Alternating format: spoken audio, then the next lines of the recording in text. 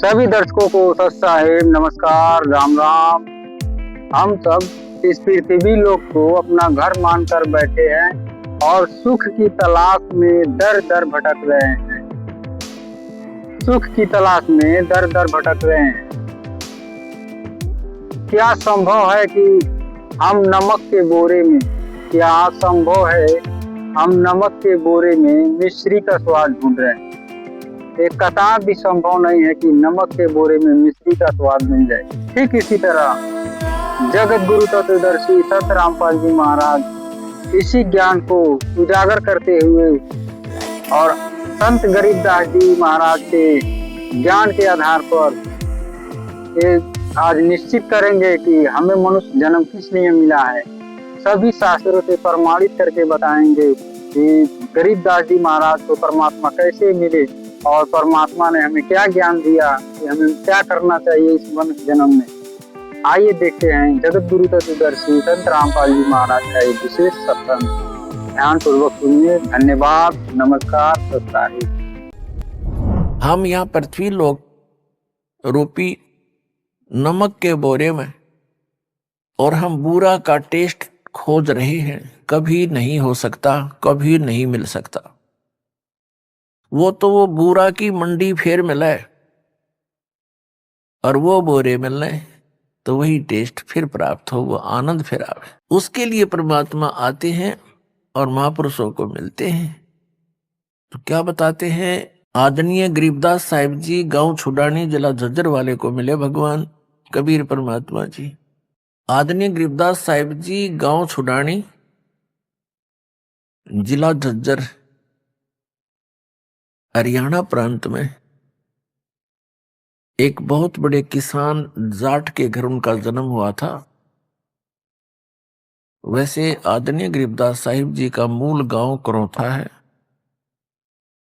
जहां पर अपना आश्रम था। तो गांव करौथा जो है गरीबदास साहिब जी का मूल गांव था और छुडानी उनके नानके थे। आदरणीय गरीबदास साहिब जी की माता जी का कोई भाई नहीं था, जिस कारण से गरीबदास साहिब जी के पूज्य पिताजी को वहां घर जमाई रूप में रखा गया था। तो वहां जाकर ही गरीबदास जी का जन्म हुआ और उनके नाना जी को के पास लगभग 1400 एकड़ जमीन थी, पौने 1400 एकड़, 1375 के लगभग एकड़ जमीन थी। बहुत सी गवें रखा करते थे। गौओं को चराने के लिए गरीबदास साहिब जी 10 वर्ष की आयु के थे। अपने ही खेतों में गौएं चरा रहे थे। अन्य भी कई पाली गवाले उनके साथ थे गांव के, और जो उनके वहां नौकर होते थे वो भी साथ थे। और स्वयं गरीबदास जी भी अपने गौओं के पाली गए हुए थे। जैसा परमात्मा का विधान आपको बहुत बार वेदों में दिखाया है और बताया है कि वो परमात्मा अपने निज धाम सतलोक से चलकर आते हैं, अच्छी आत्माओं को मिलते हैं। उसी अपने गुणानुसार परमात्मा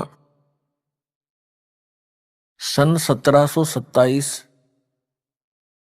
संवत 1784 और फाल्गुन मास की द्वादशी सुदी द्वादशी यानी चांदनी दवास को दिन के लगभग 10 बजे जब वो ग्वाले अपनी गौवें चरा रहे थे, गरीबदास बालक भी उनके साथ थे और बच्चे खाना खा रहे थे। एक जंडी के पेड़ के नीचे बैठ के गौवें चर रही थी इधर उधर। तो वो परम पिता अपना वही उद्देश्य लेकर अपने तत्वज्ञान को बताने के लिए अच्छी आत्माओं को मिलते हैं। तो वहां प्रकट हो गए, ऊपर से आकाश से आए। आते उन्होंने देखा नहीं, थोड़ी सी दूरी पर पृथ्वी पर उतरे परमात्मा और ऐसे यात्री की तरह उस फुटपाथ पर चलते हुए आ रहे हैं। एक जिंदा महात्मा का रूप परमात्मा ने बना रखा था अपने रूप को, जो वास्तविक रूप परमेश्वर कबीर जी का सतलोक में है, उसको छुपा रखा था, हल्के तेज पुंज का बना रखा था। जैसे एक साधु संत नजर आते थे। पालियों ने, परमात्मा गए उसी उद्देश्य से थे, उनको राम राम बोला।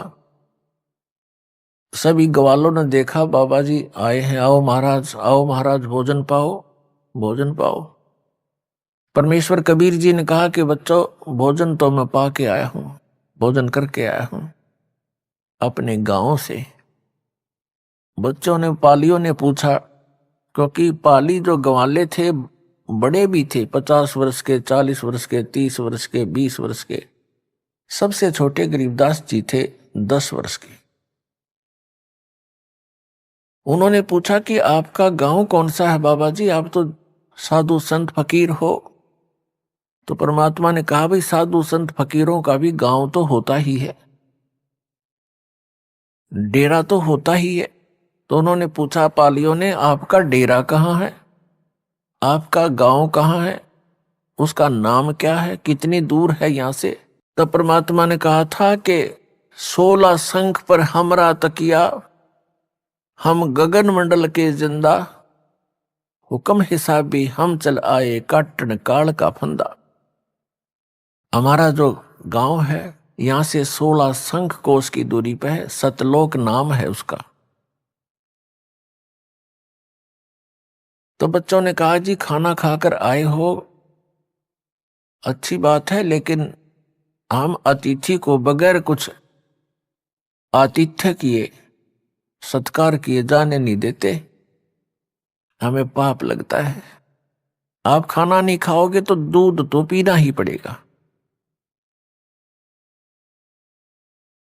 तब परमात्मा ने कहा, भी ठीक है, दूध पिला दो, मैं कंवारी गाय का दूध पिया करता हूं। तो बच्चे दूसरे जो पाली थे बड़े बड़े, सभी मिलकर कहने लगे कि महाराज, आपकी दूध पीने की नीयत नहीं है, आप तो मजाक करते हो, कंवारी गायें कभी दूध देती है?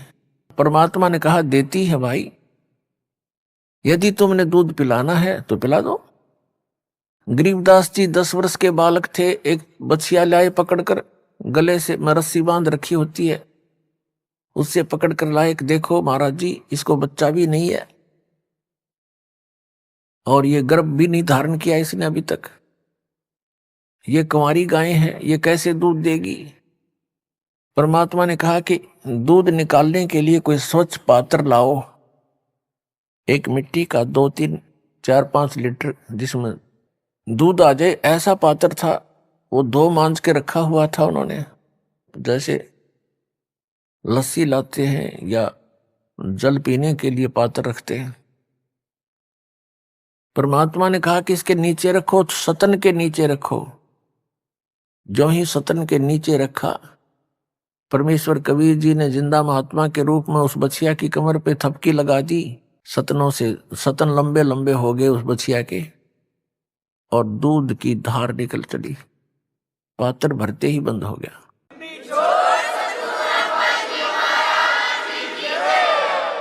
तो परमात्मा ने कहा कि ले बच्चों, पी लो दूध। तो गरीबदास जी ने कहा, जी आप पियो पहले। परमेश्वर कबीर जी ने कुछ दूध पान किया उससे, फिर अन्य पालियों से कहा कि ले बच्चों, अब तुम पी लो। वो अन्य जो ग्वाले थे, पाली थे, गौओं के रखवाले थे, वो कहने लगे, बाबा जी हम नहीं पीवे ये जंतर मंत्र का दूध, और तू पता ना किस जाति का होगा तेरा जूठा, हम कभी भी ना पीवे। और तूने तक कंवारी गाय का दूध निकाला, ये तो पाप का दूध है, हम ना पीवे। वो उठकर चले गए, तितर बितर हो गए, इधर उधर अपनी गौओं को चराने के लिए दूर स्थान पर जाकर विराजमान हो गए। अकेले गरीबदास साहिब जी वहां बालक 10 वर्ष के रह गए। उन्होंने कहा, लाओ महाराज मुझे दो, मैं पीऊंगा, आपका प्रसाद कब कब मिले। पुण्यात्माओं, ऐसे गुण जीव आत्मा में ये पूर्व के संस्कारों से ही आते हैं।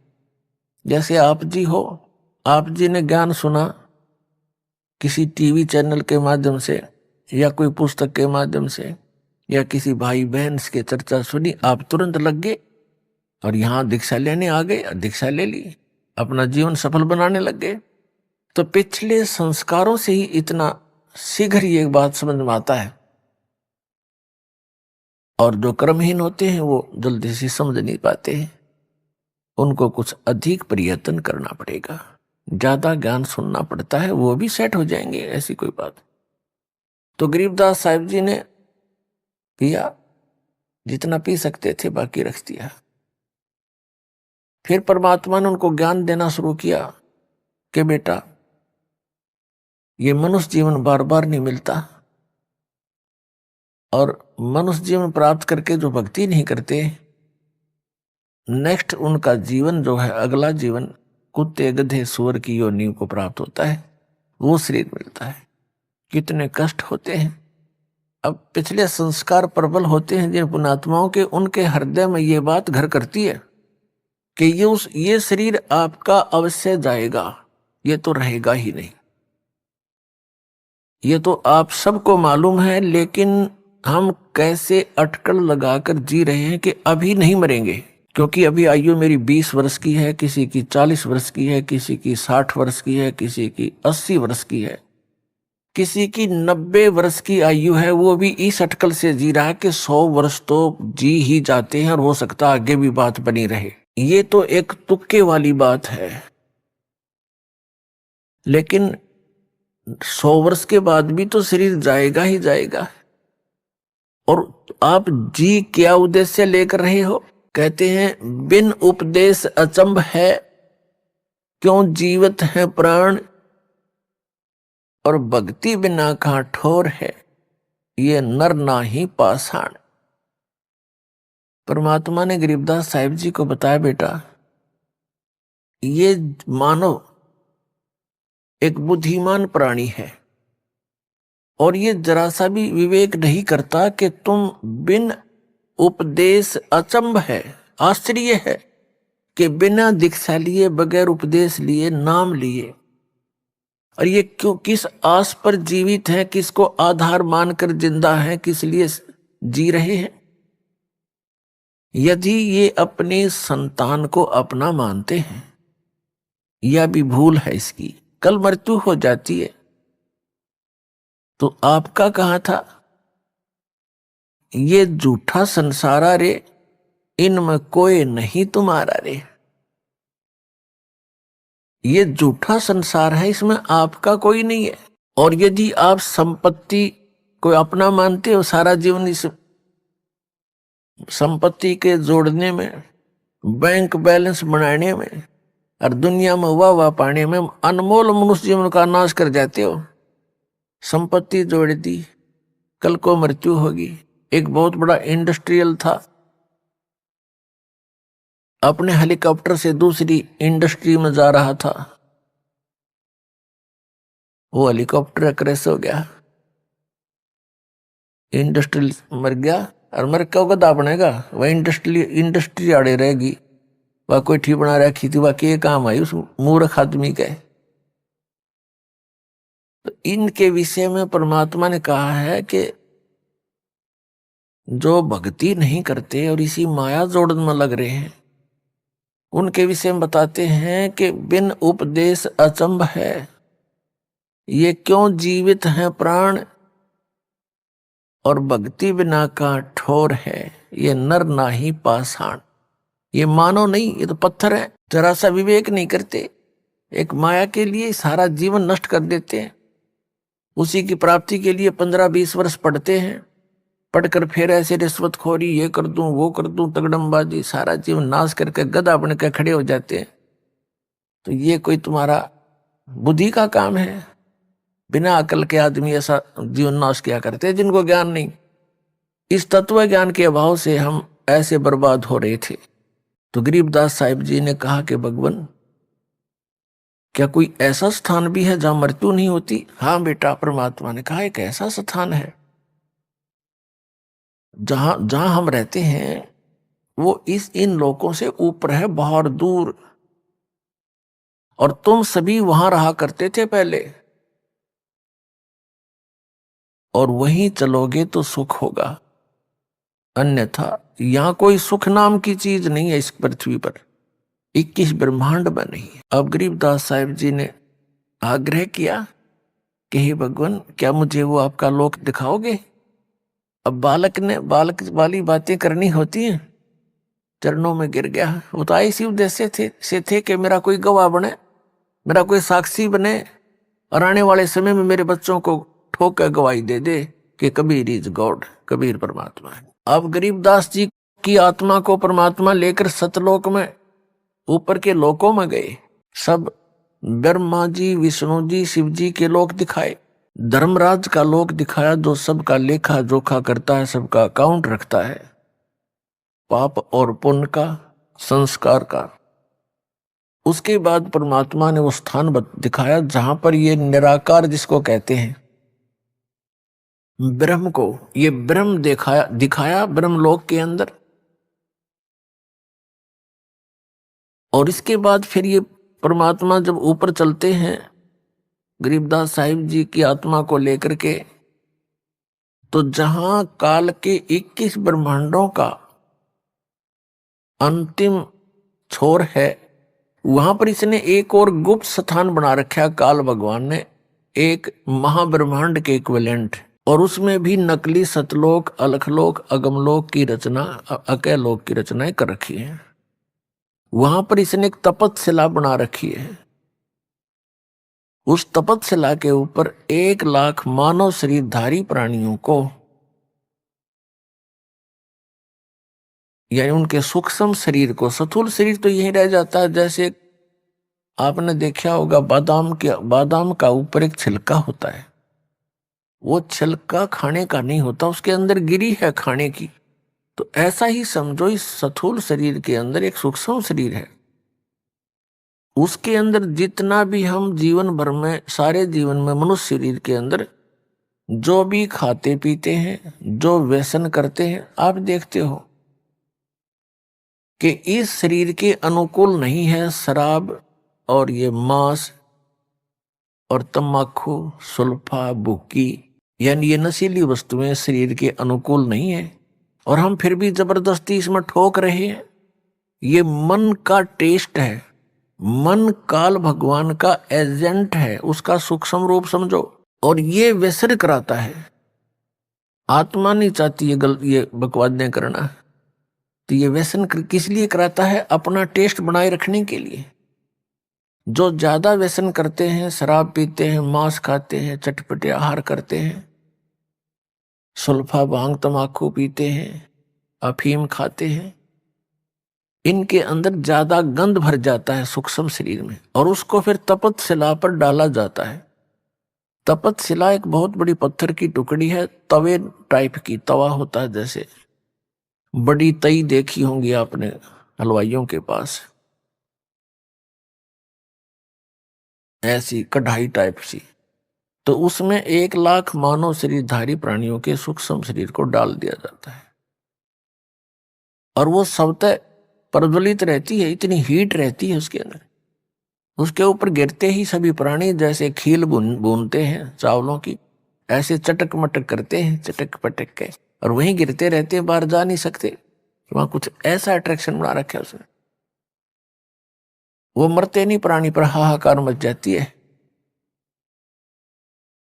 और फिर उनसे गंध निकालता जो सारा जीवन में इन्होंने खाया है, पिया है, उसका अंश सूक्ष्म शरीर में रहता है। उस अंश को इतना गर्म करके ही निकालता है वो, उस सारे जीवन के आहार के अंश को, और फिर उसको ये खुद खाता है। ऐसे 1 लाख मानव शरीरधारी प्राणियों का ये काल भगवान, ये ब्रह्म नित आहार करता है। तो परमात्मा ने अपनी प्यारी आत्मा गरीबदास साहिब जी को ये सब व्यवस्था दिखाई। उस कसाई का वो हत्था दिखाया जहां 1 लाख मानव शरीरधारी प्राणियों को यो यहाँ का ब्रह्म, जिसको ब्रह्म कहते हैं, ज्योति निरंजन कहते हैं, काल कहते हैं, और जिसको मैं ऋषि खोज खोज कर मर गए, यो दिखाई नहीं दिया किसी को। इसने प्रतिज्ञा कर रखी है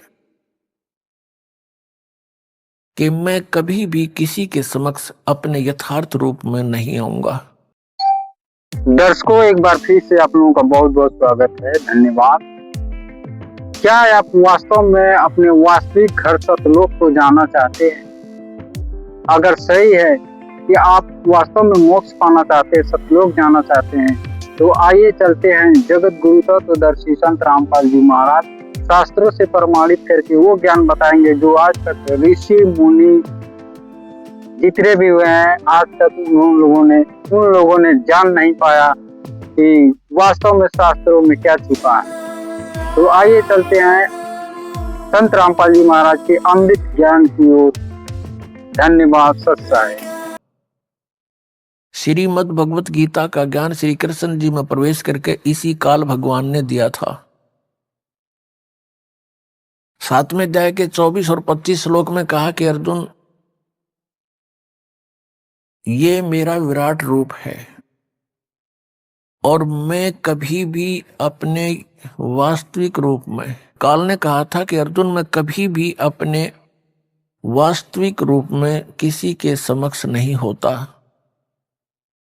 अपनी योग माया से मैं छुपा रहता हूं। और ये मूर्ख जन समुदाय जो सामने खड़े हैं, ये मुझ अव्यक्तम माम व्यक्तिम आपनम मनन्ते अबुधा, ये बेबुद्धि के मंदबुद्धि के लोग मुझ अव्यक्त को, अव्यक्त माने मैं गुप्त रहने वाला हूं, और मुझे ये कृष्ण रूप में, व्यक्ति रूप में आया हुआ मान रहे हैं। आई एम नॉट कृष्ण, मैं कृष्ण नहीं हूं। तो इसने कसम, और खुद कहता मैं अपनी योग माया से छुपा रहता हूं, कभी किसी के समक्ष नहीं आती। ये मेरा अटल अनुतम, अवय अनुतम नियम है। अवय माने अटल। तो पुण्यात्मा, परमात्मा ने अपनी प्यारी आत्मा गरीबदास साहिब जी को सन 1727 में सतलोक से पुनः आकर के और ऊपर ले जाकर के सब व्यवस्था दिखाई, फिर सतलोक में लेकर गए। जब हम इस शरीर में हैं, क्योंकि ये भी एक जेल है, ये हमारी एक बेड़ी है यह शरीर, और इससे निकलने के लिए एक द्वार है, 10वां द्वार बोलते हैं इसमें। उस 10वां द्वार से निकलकर प्राणी कहां जाता है? इस ब्रह्मांड में घूमने लग जाता है। ये भी जेल है। जब तक हम 21 ब्रह्मांड पार नहीं कर लेंगे काल की और सतलोक नहीं पहुंच लेंगे, तब तक हम जेल में ही हैं। अब बंद कोठड़ी से बाहर छोड़ दिया तो भी जेल है। तो उसमें सतलोक पहुंचने के लिए हमने बार महाद्वार पार करके सतलोक में जाना पड़ेगा। एक तो शरीर से निकलने के लिए 10वां द्वार हो गया, उसके बाद फिर 21 ब्रह्मांड हैं काल के, इससे निकलने के लिए 11वां द्वार है, जो परब्रह्म के लोक में प्रवेश करना होता है। और 7 संख ब्रह्मांड हैं परब्रह्म के अक्षर पुरुष के, उन लोकों से हमने गुजरना है, उसके अंदर से जाना है, उसके लिए उसका टैक्स देना है।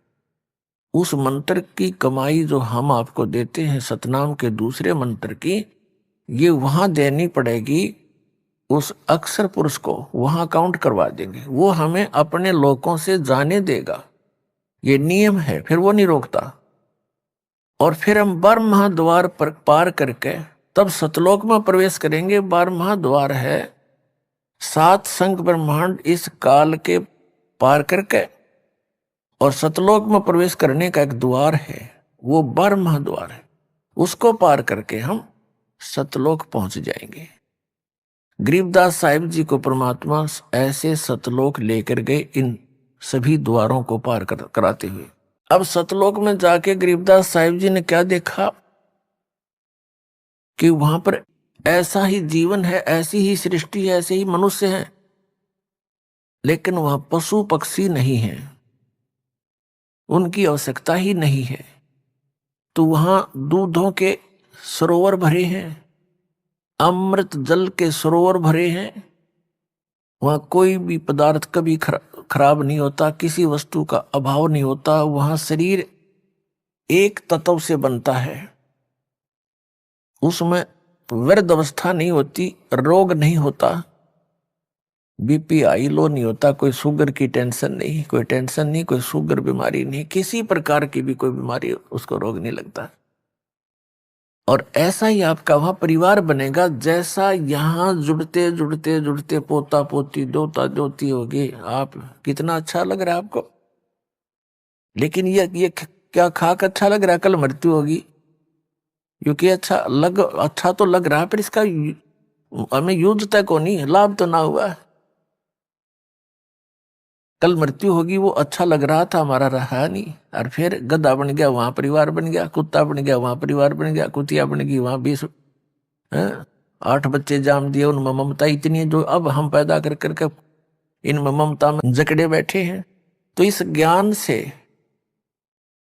इन बच्चों का भी इसकी सतीथि का पता लग जाएगा आपको कि ये बच्चे भगवान के हैं, और आपका इनका कुछ पिछला संस्कार है।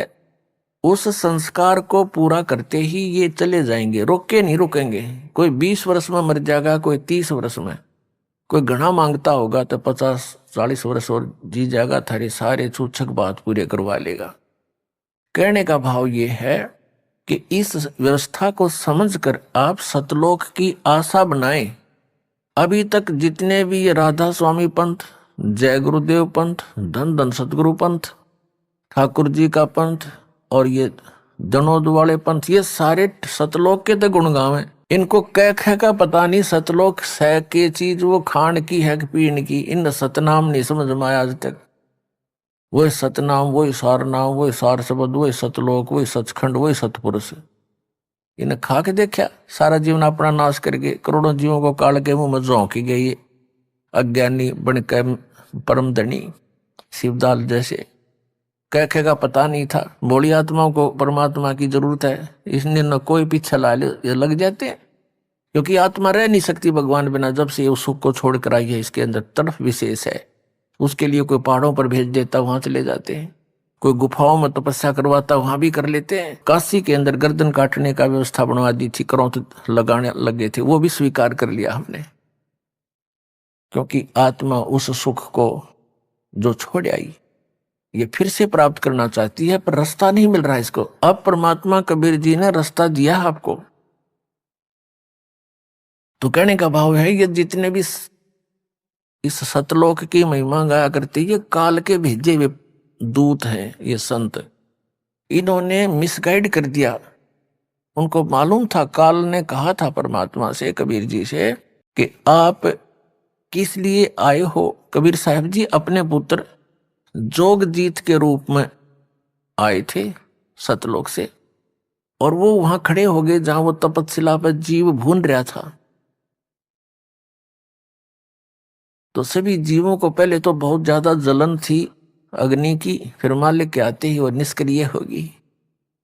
वो सब बैठ गए, देखा भगवान आ गए। हे भगवान, हम कौन से कर्म का दंड भोग रहे हैं यहाँ पर। परमात्मा ने कहा, ये तुमने जो पाप किया था, ये किस ब्रह्मांड में नहीं, ये तुमने सतलोक में किया था। तुम भगवान से दूर हो गए थे, विमुख हुए थे, और जिस कारण से आप यहाँ ये कष्ट भोग रहे हो।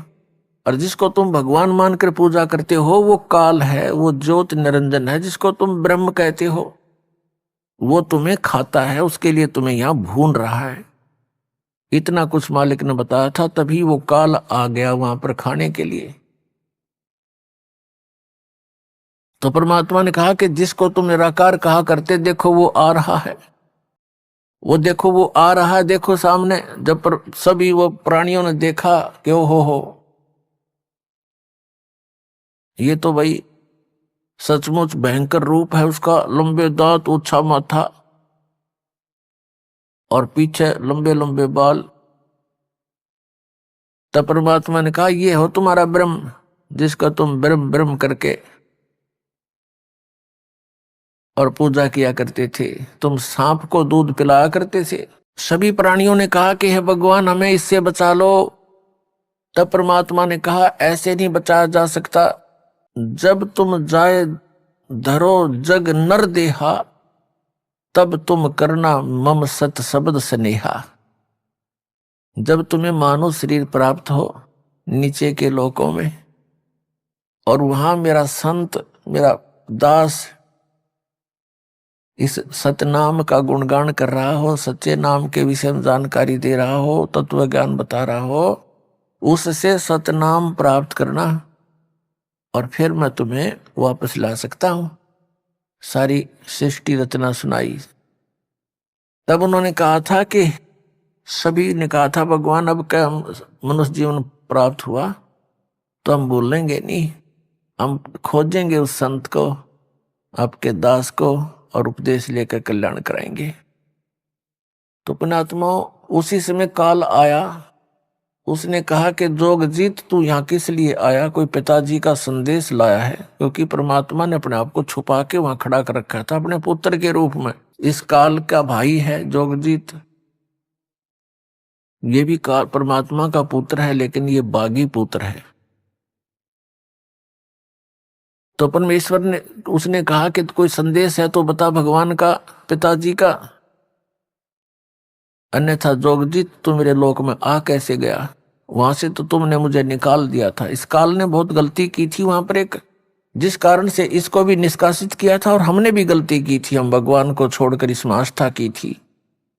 इस कारण से हमें भी यहाँ उस पाप का दंड यह भोगना पड़ रहा है। और फिर यहाँ के तो सारे पाप ही पाप है, कदम रखे उसमें पाप। पृथ्वी ऊपर पग जो धारे, करोड़ जीव एक दिन में मारे। ये जैसे भी दान बना रखा था इन अज्ञानियों ने कि पाप कर्म तब भोग कई पूरे होंगे। कमाल है। ये तो भोग तो कद्दे भी पूरे ना हो सकते, ये तो इनका नाश हो, खत्म कराया जाए, कैंसिल किए जाए, जब पीछा छूटेगा। वो कबीर साहब कर सकते हैं और भगवान कोई कर नहीं सकता। परम अक्षर ब्रह्म कर सकते हैं। तो कहने का भाव ये है कि जो उस परमात्मा के ऊपर उसने कहा, जोगजीत से कहा कि मुझे आदेश सुना, क्या हुक्म लेकर आया तू भगवान का, परमात्मा का? तो परमेश्वर के रूप में परमेश्वर ने अपने पुत्र जोगजीत के रूप में खड़े हुए ने कहा कि सुन ले आदेश परम पिता का। तूने परमात्मा के बच्चों को घना सता रखा है, कोई गधा कुत्ता सूअर बना रखा है। किसी को कैंसर है, किसी को पेट में दर्द है, किसी को हाई बीपी है, किसी का लो है, किसी का हाथ कटा है, किसी को अंधा कर रखा है।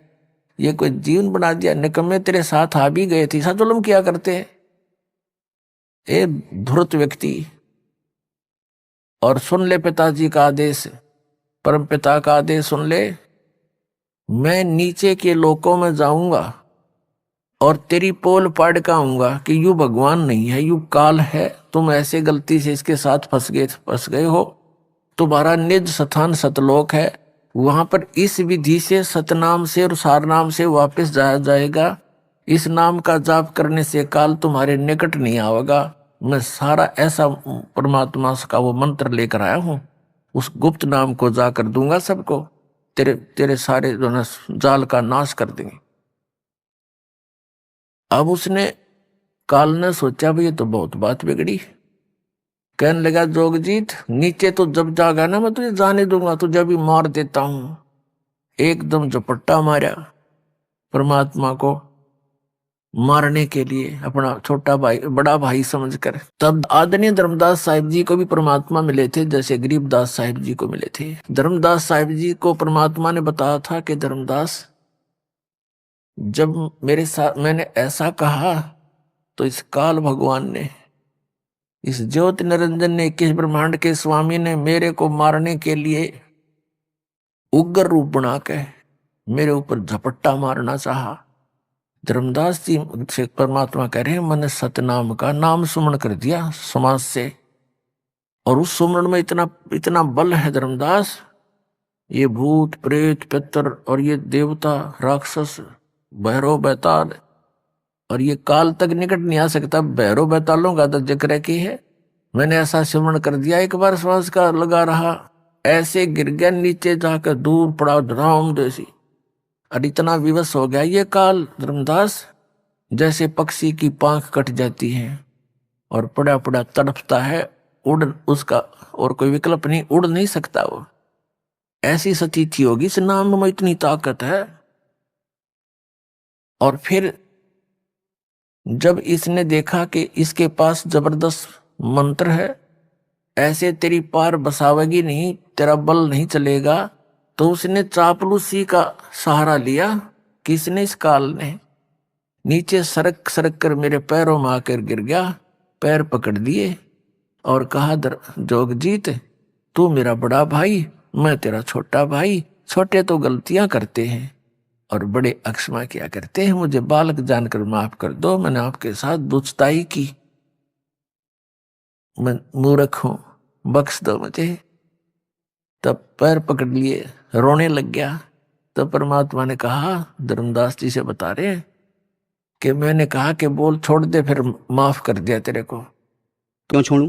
बोलेंगे अब आप जानो और गुरु जी जानो।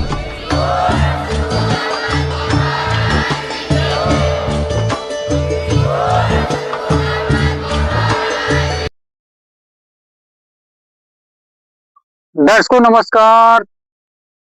ये है अमृत ज्ञान जगत गुरु तत्वदर्शी संत रामपाल जी महाराज का। आपको कैसा लगा हमें कमेंट में जरूर कमेंट कीजिए और चैनल को सब्सक्राइब कीजिए, वीडियो को लाइक कीजिए। धन्यवाद, नमस्कार।